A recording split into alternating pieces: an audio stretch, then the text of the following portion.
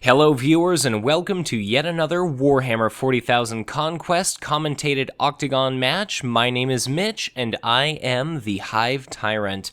Today we have John Gobeil facing off against soultsunami, a user from Octagon and member of the Octagon Skype group. John Gobeil is going to be adopting the reins of Eldorath Starbane. He ends up taking a mulligan, whereas soultsunami keeps his starting hand and he is playing my friend Ragnar Blackmane, the Space Marines Warlord. This is the second video I've commentated thus far in being able to see the players' hands, and before I discuss that, in taking a look at our planet layout, it's looking like this is going to be a longish game.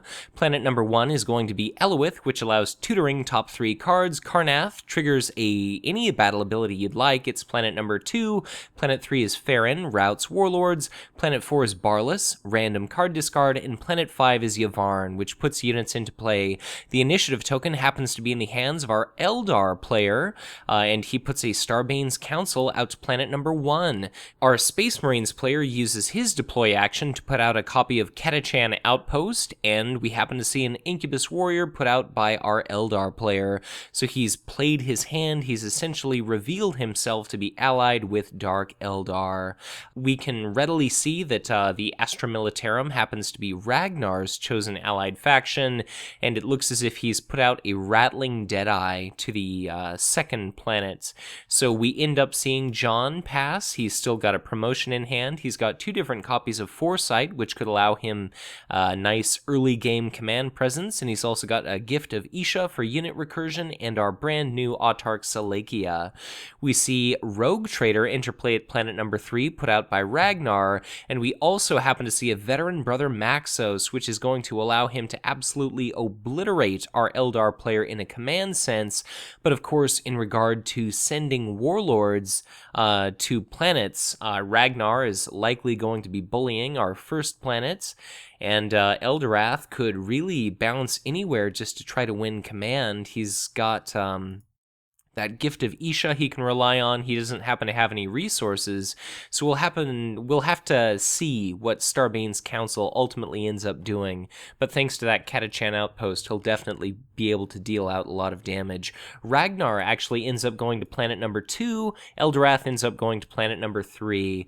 The Rogue Trader ends up tapped out at Farron, and Eldorath is going to be able to win command there. He'll be able to potentially kill that Rogue Trader, but we actually see a copy of Foresight, and it seems as though he's going to bounce locations to planet number 1, so that's going to allow him to set himself up fantastically well to kill off that veteran brother Maxos with an attack of 5, and there's going to be no opportunity, hopefully, for that Catachan Outpost to trigger to punish Eldorath.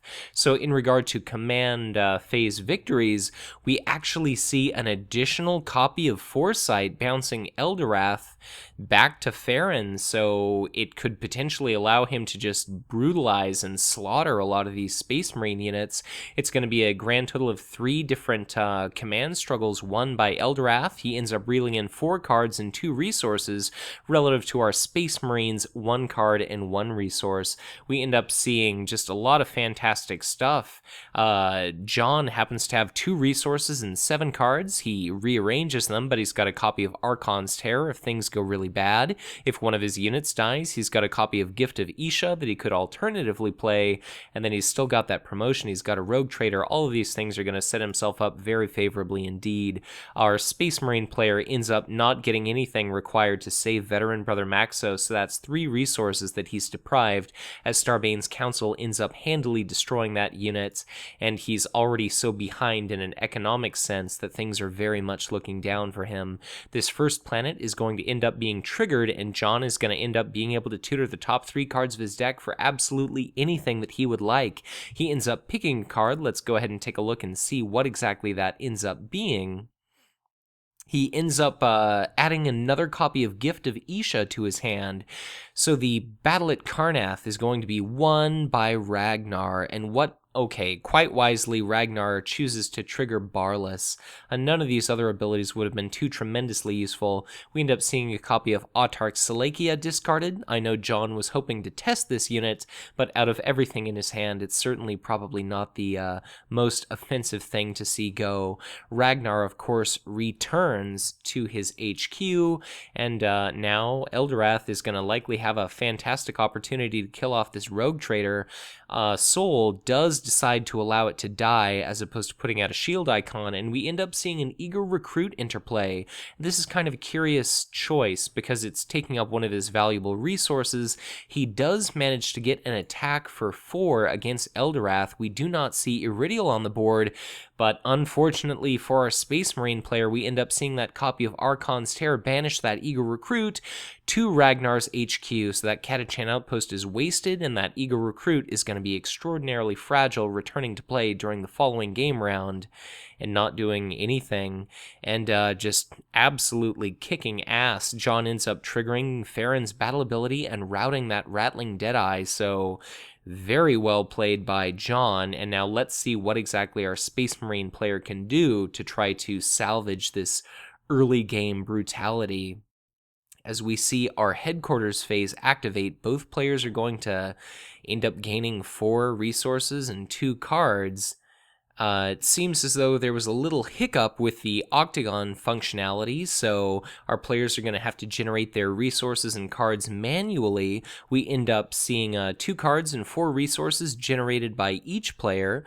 John ended up getting 2 different cards. I believe it was a Void Pirate and Rogue Trader, whereas Soul ended up getting an Honored Librarian and an Indomitable. So Honored Librarian is normally absolutely fantastic, but he's definitely got a large number of units that are going to be in his Warlord's retinue, but they're relatively frail, and he definitely lost a lot of units last round. So the initiative token is in the hands of our Space Marine player. He ends up putting out a copy of Blackmane Sentinel to planet number 5. We see a copy of Slith Mercenaries, a very high value, very efficient card, put out to planet number 5. And we also see a Bloodied Reavers once our Space Marine player has successfully passed.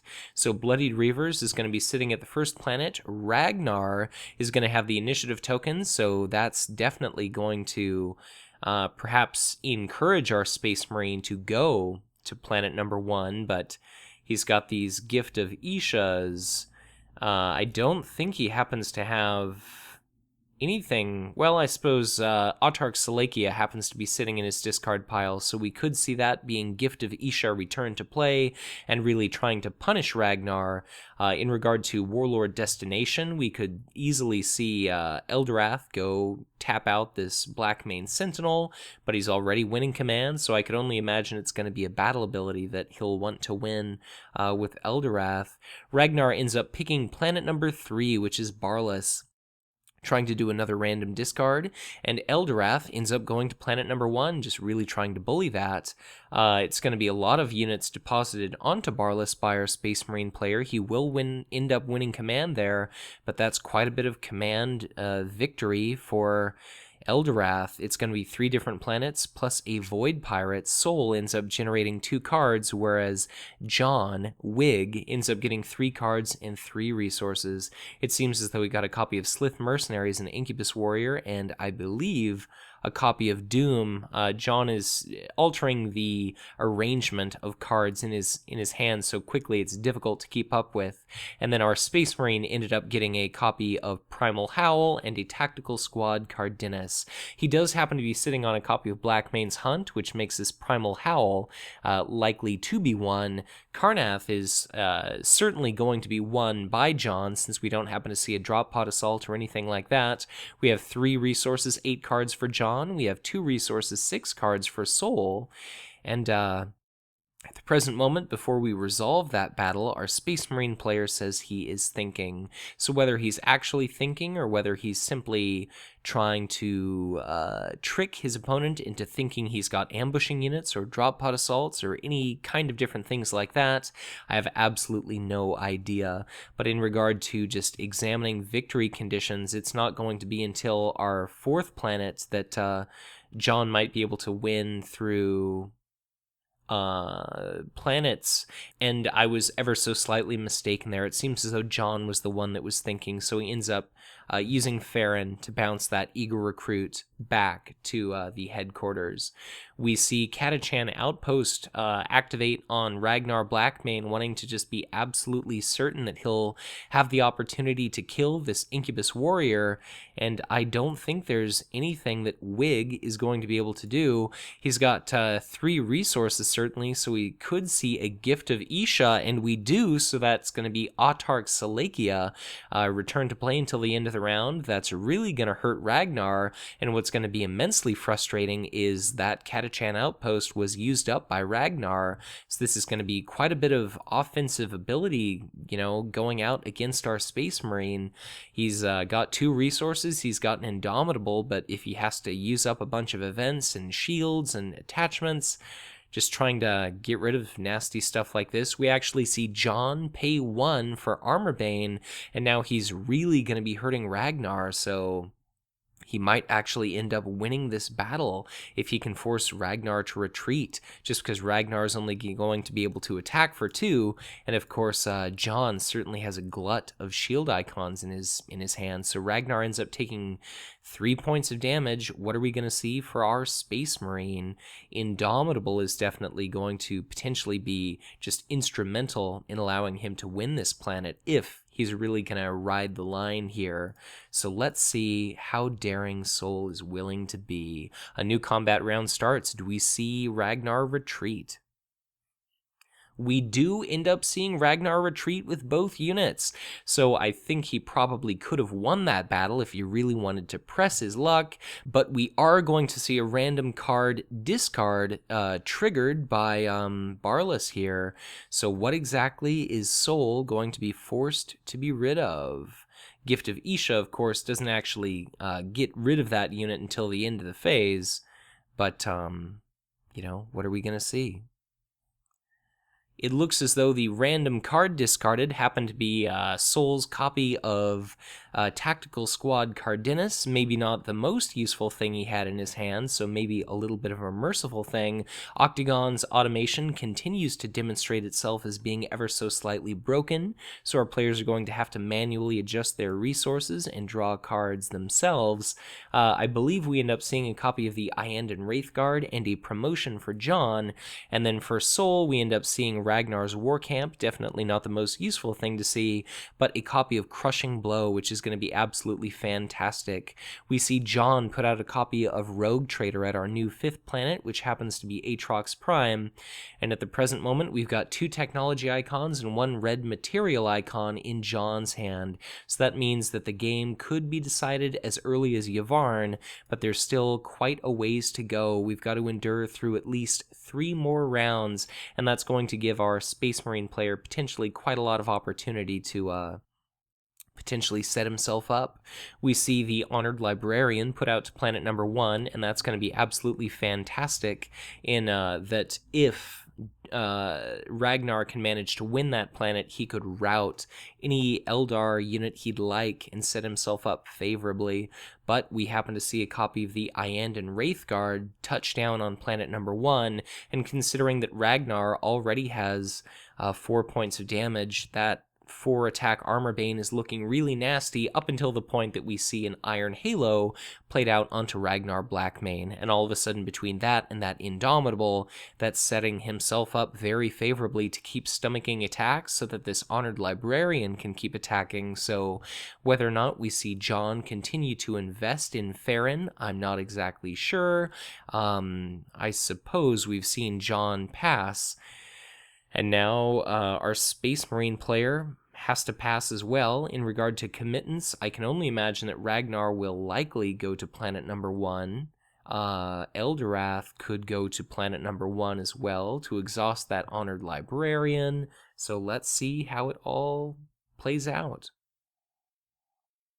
Both players have decided where they'd like to send their warlords. They've both committed. Ragnar ends up going to number 2, whereas the Iandan Wraithguard ends up going to number 1. So I'll suppose we'll have to see if we end up seeing that copy of Blackmane's Hunt triggered or not, and we do. We end up seeing Blackmane's Hunt, so Ragnar is able to shift over. I can only imagine that he's going to be targeting that Iandan Wraithguard, but we also happen to see that Honored Librarian be exhausted, and yeah, I suppose the Eager Recruit and Rattling Deadeye are both exhausted at planet number 2.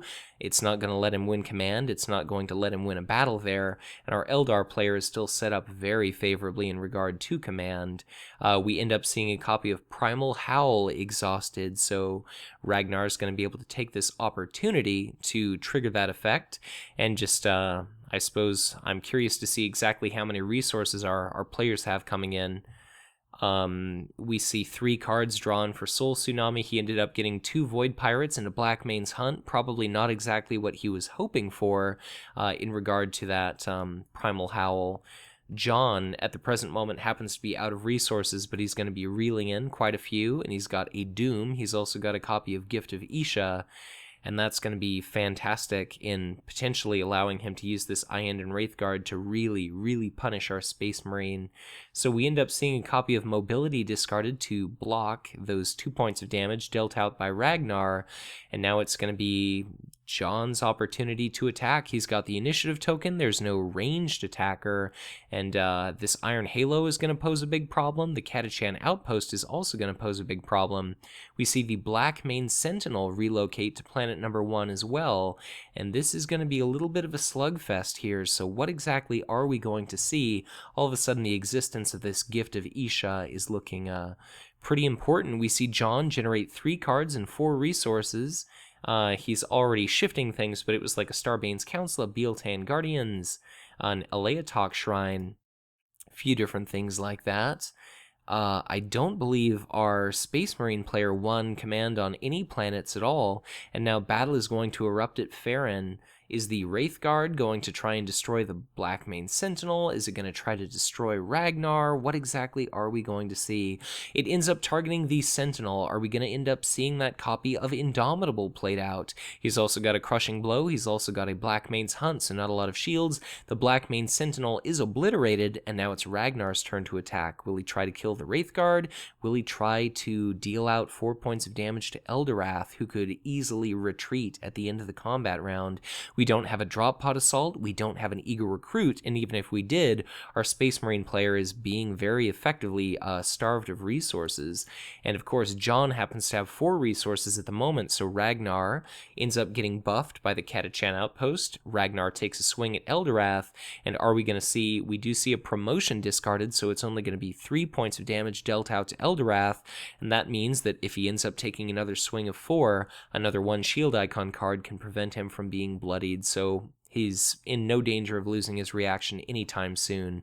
And now Eldorath is going to be able to attack Ragnar. I can't imagine that we'll see Iron Halo triggered to block an attack value of 1, but what are we going to see? Maybe we'll see Ragnar retreat. He ends up taking that point of damage, and that's going to bring our combat round to a close. In taking a look at John's discard pile, he's again got his topmost card being Autarch Salakia. He could Gift of Isha the Autarch back to play, he could Armor Bane it, but that Iron Halo is going to prevent a bloodying of Ragnar, so definitely a cool option for him, but probably ultimately not worth it. We do see the combat round come to a close, all of these units ready, and once again we see Ragnar exhaust in order to retreat. We see Farron activate, and once again it looks like it's the Rattling Deadeye this time that's being routed, so that Eager Recruit is going to sit there, and that's very handy because the initiative token is about to pass to the Space Marine player, but without a ranged attacker. You know, it just kind of sucks for Ragnar, but ranged or not, we've yet to see anything ranged in John's deck, and the Eager Recruit or whatever else it is definitely going to get a chance to attack. So we see 2 red icons, 2 blue icons controlled by our Eldar player, and therefore, since he has no strong point and our Space Marine doesn't have anything at all, it's looking like our game could ultimately come down to Yavahn. John happened to say that the Hive Tyrant, it looks like our commentator's up to 12 resources, but if only I happen to have any cards. I unfortunately do not. But as we see a new headquarters phase come and go, both players are going to get 4 resource tokens. They're each going to get 2 cards. So now John is 8 resources, 10 cards. He does not have the initiative. And our Space Marine happens to be sitting at 4 resources and 8 cards. He did happen to draw a copy of Drop Pod Assault, and he also got a copy of Primal Howl. We end up seeing both players put out their signature attachments. So every Space Wolves unit at a planet with Ragnar is going to do double damage to the enemy warlord. So Eldorath is likely to be bloodied sometime soon, perhaps as a response to that. And the Aleatok Shrine is going to allow Eldorath to essentially ready any unit that is going to be commit to a planet. So I can only imagine that Eldorath is going to go to planet number 2. If Ragnar goes to planet number 1, it's going to set up Eldorath extraordinarily well to use this Doom on the following turn and just totally seal the deal, blow up the Eager Recruit, blow up the Rattling Deadeye, the Honored Librarian, anything else that ends up being played out. We see Soul Tsunami pass on his deploy, and now it's all going to be up to John. Is he going to bother putting out something, or is he just going to, preserve something? John ends up saying, I have a feeling Eldorath is in trouble here, and I'm wondering if he's being a little bit coy and just, playing into that Doom play that I'm envisioning. Maybe not. Maybe he actually perceives himself being in trouble, but he puts out a copy of Starbane's Council to the first planet. Maybe this is bait to try to lure Ragnar to the first planet to make things a little bit more difficult for the Eagle Recruit to try to win. Of course, Catachan Outpost can bump the Eagle Recruit up to 4 attack, but if we see a 2 shield card put out, that's not going to be enough to kill the Council in a single swing, and therefore this is almost forcing Ragnar to go to planet number 1 if he wants to win. We end up seeing John just take, I suppose this is just putting something else to entice Ragnar to commit to that planet, this copy of the Slith Mercenaries. So certainly Soul Tsunami isn't going to be able to purchase that Slith Mercenaries anytime soon, but maybe he ultimately will. It only costs John 1 resource, so this is a sweet little trap that I think John is setting, and we'll have to see if it pays off for him. Eldorath to, no one's surprise, at least not to my surprise, goes to planet number 2, and Ragnar quite wisely ends up also going to planet number 2. The Aleatok Shrine is going to be able to ready one of these, and what's going to be really tricky here is that it's going to be the first player's reaction first. So what exactly is Ragnar going to strike with his effect? Eldorath doesn't have any eligible targets, but it is going to be 2 points of damage dealt out to any one of these Eldar units, and of course he does happen to have a copy of Crushing Blow in his hand. He also happens to have that Drop Pod Assault, so let's see how exactly this fight pans out. We see an Empower discarded as shields, so John has 3 resources left. Eldorath is going to take 1 point of damage. It seems as though, yes, Ragnar's War Camp only modifies attacks. So the Aleatok Shrine, now its reaction triggers, and John was very wise in triggering the reactions in order, just because now, say, if in the wrong order he could have readied his Iend and Wraithguard, it could have been destroyed, and then that wouldn't have been very good at all. But we see a copy of Starbane's Council ready, and this is going to be a very nasty little thing for Ragnar. We see a Primal Howl played, and that's going to be 3 more cards for Ragnar. What exactly is he going to draw? Another Drop Pod Assault, a Rattling Deadeye, and a Sanctioned Psyker, and I can only imagine, based on what we've seen so far, that there are probably plenty of Blood Angels veterans and tactical squads and Honored Librarians left in the 29 cards remaining in his deck with which to target that Drop Pod Assault could potentially snag.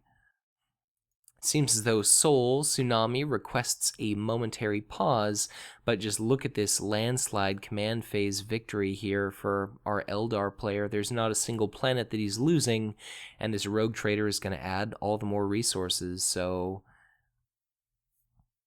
we end up seeing Ragnar trigger a Blackmane's Hunt, and he's bouncing down to Taurus, so he must really want that additional resource in order to put out, I suppose, a drop pod assault at this planet. Kind of a curious choice, but I'm curious to see what exactly he's intending to do. I guess he's just going to rely on winning some additional cards or resources through Taurus. Probably resources, I would imagine, is what he's going to grab, but he's essentially going to forfeit his Honored Librarian and his Rattling Deadeye. I guess let's see what happens. But a lot of command won by John, grand total of 4 cards and 3 resources relative to Ragnar's 1 card, 1 resource, and now combat is going to begin. The eager recruit is going to get an opportunity to attack, but what exactly is it going to kill? This Slith Mercenaries could essentially betray John at any moment if Ragnar chooses to buy that, but those are resources he won't have for drop pod assaults, and of course John has plenty of resources with which to buy those back. So the eager recruit exhausts in order to attack the Slith Mercenaries, kind of an interesting choice. We end up seeing a copy of Promotion played out just to preserve that unit's life, and now it's going to be Starbane's Council or Slith Mercenary having an opportunity to strike back. Are we going to see the Slith Mercenaries attack, or are we going to see Starbane's Council? I'm curious as to whether or not we'll eventually see a drop pod assault played out at the first planet just to do that forced card discard, but I can't really envision him wanting to give up these units here.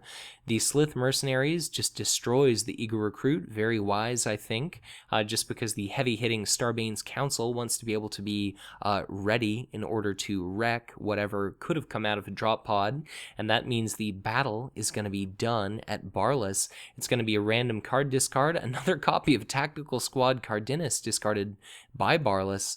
Definitely not the worst thing to see go, so John isn't really getting any luck when it comes to that kind of thing.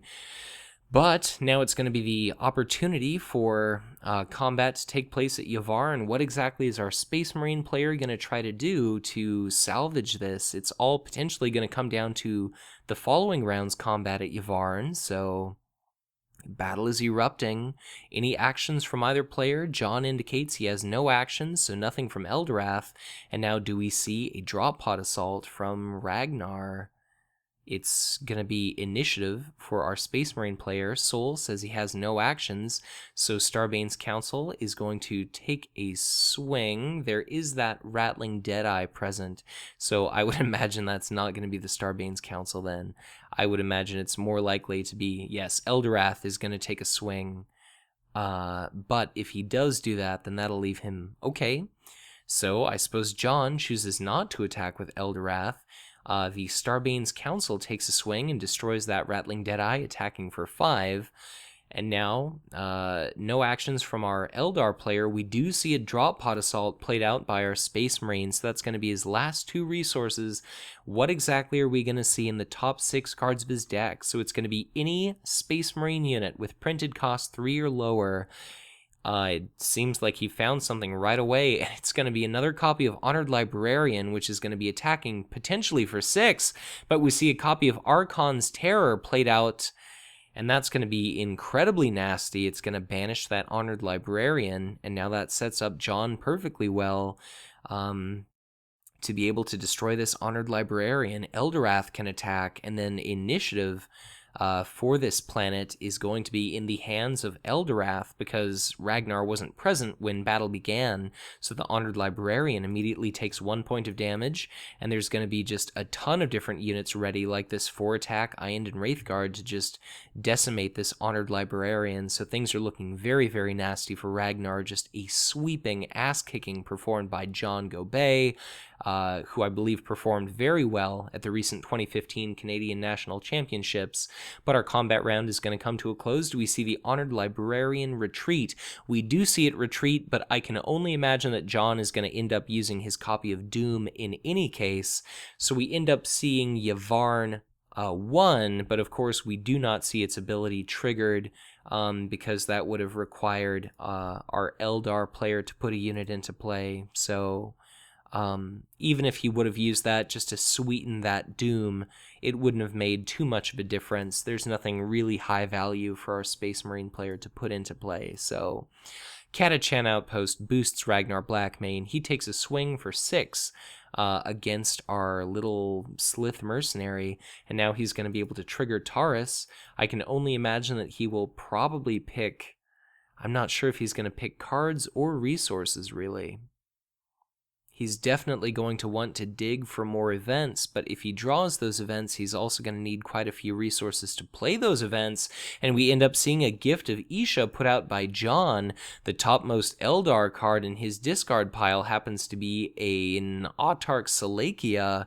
There's no resources for our Space Marine with which to fund an Indomitable. Of course, we do happen to have the Iron Halo here, but John pays 1 for Armorbane, and now if he can attack twice, he either forces Ragnar to retreat in order to deny him cards or resources, or he can bloody Ragnar, and then he's going to win the planet for himself, so the ability won't activate. But I think if Ragnar is wise, he'll either use this opportunity to retreat.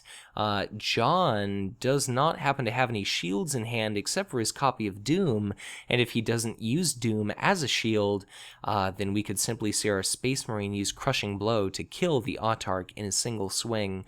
We do see Ragnar attack. Is John going to use his copy of Doom as shields or not? It's kind of a crappy situation for John. Either he uses Doom as shields, which he does do, and that's going to allow him to bloody Ragnar and win this planet, but now he's not going to be able to destroy these Honored Librarians in the HQ. But definitely Yvarn is going to be easily held by John, and it seems as though Soul Tsunami has called out good game, so I suppose we're calling it here. Extraordinarily well played by both of our players, but just an absolutely devastating early game economic lead conducted by John. Very sweeping combat phase victory, just a crushing economic stranglehold that our Eldar player was managing to get out there. So once again, very well played. A huge thank you to both of our players for allowing me to record this match. I very much hope you enjoyed yet another commentated Octagon game. So I'll just end this video by saying once again, if you enjoyed this video, be sure to hit that like button and subscribe to my channel if you've not done so already, or if you are already subscribed, you're encouraged to share this content, as the more shares, the more likes, the more subscriptions this channel and video receive, the more likely we are to kind of draw new players to this content. They might like what they see, they might be drawn to Conquest, and they might very well buy into this game and send the message to Fantasy Flight to keep supporting this product, keep on releasing expansions, and just continuing to support this absolutely masterful game. So if at any point you'd like to get in touch with me directly, feel free to follow me on Facebook or on Twitter, and of course, if at any point you feel so inclined to help me recover some of my file hosting and operating expenses, I'd be honored were you to visit my Patreon. But once again, thank you very much for watching, and as always, be sure to check back in again soon for ever more Conquest LCG content to come.